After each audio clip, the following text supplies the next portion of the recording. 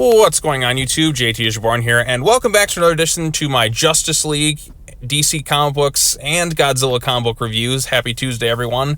We're once again talking about Justice League versus Godzilla versus Kong, issue number 6. This is the penultimate issue. We only got one more issue left of this thing, and then it's sadly going to come to an end. But it's been so exciting and fun, I don't want it to end. Like, this is my favorite comic book each month that comes out right now as it's been going. Like I said, I may be a little biased. Like, I love Godzilla, and obviously I'm a fan of the DC characters, given this is basically my two worlds coming together. Like, because I'm always trying to cover all sorts of, like, Batman and DC related stuff. I'm always trying to cover some Godzilla comics when they come out, and this is just kind of bringing the worlds together. So it's like, it's kind of special for me to just kind of talk about this stuff. And I don't know if we'll ever get another crossover with these characters again, but it's been a lot of fun. I feel like this has been so good that we need more. I mean, there's only one issue left, but it's been so much fun that I got to have some more fun with it. So, but anyway, so the last issue, we had the crazy stuff in Atlantis. Godzilla basically was trapped using the nth metal, so he's basically been chained down there, and he's trying to escape, but he can't seem to break free.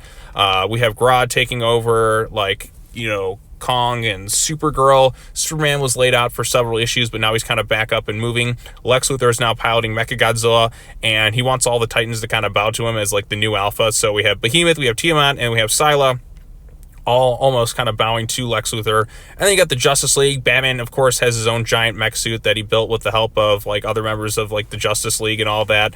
It's all just really cool, crazy action. I mean, we get Batman versus Kong. Green Lanterns formed their own little Megazord, if you will. It's just all-around fighting and action. Damian and Jason make cameos right there. It's like all the heroes you can pretty much think of. Well, not every single one, but a good chunk of them are there. And like I said, Grodd and his mind-controlled Supergirl and Kong. Kong fights Batman in a giant mecha suit. It's pretty amazing. Like, I'm not gonna lie, I'm smiling through this whole thing.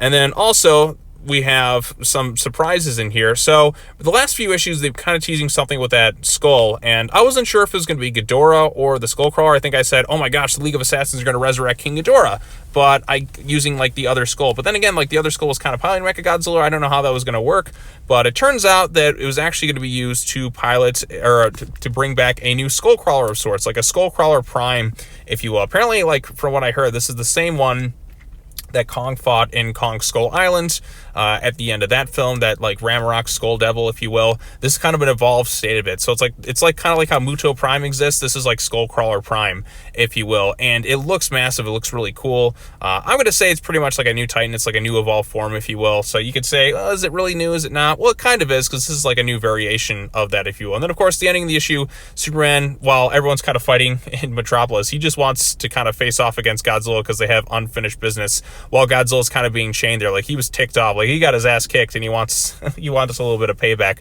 And that's kind of the end of that issue. So, not sure how it's all going to end. You have one issue left, but it's been an action-packed thing. I'm really liking the art by Christian Duce, and Brian Bucceletto's writing an interesting story. It's been fun. It is just, this is what comic books should be, like, made to do. Like, do some cool, crazy, crossover, fun stuff, and just entertain the audience. And for, like, 6 issues so far, I really enjoyed myself. I also ordered the trade paperback, so when that's fully released, I can kind of just read it in one go, like so. But I've had such a good time talking about this thing. It's my two worlds coming together, in essence, when it comes to comic book stuff, because I cover DC and I cover all the IDW Godzilla comic books that generally come out, and I've been having a really good time with this thing, and I'm going to be sad when it's over. This is the last issue before the new Empire comes out next week. There's also another Monsterverse comic book, or a graphic novel, like Godzilla Kong the Hunted, that's supposed to come out as well. So I'll try to talk about that one when it releases as well. It's a bit different. It's a graphic novel, so it's a lot more issues kind of compact into one. But we'll see how that one turns out. Like I said, I haven't really read it yet, but it's going to lead right into the next movie. And I also got, like, the most recent omnibus for the Monsterverse stuff, so it's all the comic books or graphic novels kind of molded into one. Aside from this one, of course, this one's still ongoing in GXK The Hunted, but everything, like, beforehand, like, it covers, and plus you get a little bit of a bonus story. So I've been enjoying this comic book. I can't recommend it enough. If you're a fan of these two IPs, I can't see why you can't enjoy it. There's a bit of stuff for everyone. It's fun. It's action-packed. It's got some heart to it as well.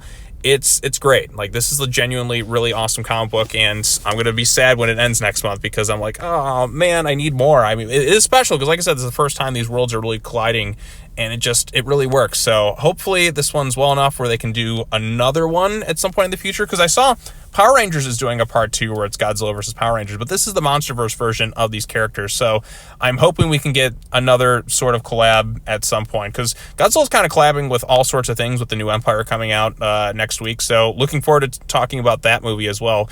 And yeah, so like I said, get my favorite stuff together, you know, DC characters, Godzilla, all rolled into one. It's a big smile. And of course, Kong. I'm sorry if I've been neglecting you, Kong, but you're up there too, and some of my favorites. Like I said, you get Kong versus Batman. And I did see a little sneak peek preview cover, I think of like the next issue, where Kong's going to be wielding a Green Lantern ring. Do you know how insane that is? But like how awesome it is at the same time. I'm smiling right now. I can't, you know, talk about this thing enough. It's a great thing. So if you've read it, what did you think of it? Post your comments down below. Be sure to like this video, share it with your friends, subscribe to the YouTube channel for more content, hit that bell for notifications, all our fun stuff. One issue left. We'll see how it all culminates in the end, but I think it's going to be fun, awesome, and crazy. So that's all I have to say. As always, take care now. Bye-bye then, and I'll see you all in the next video. Peace out.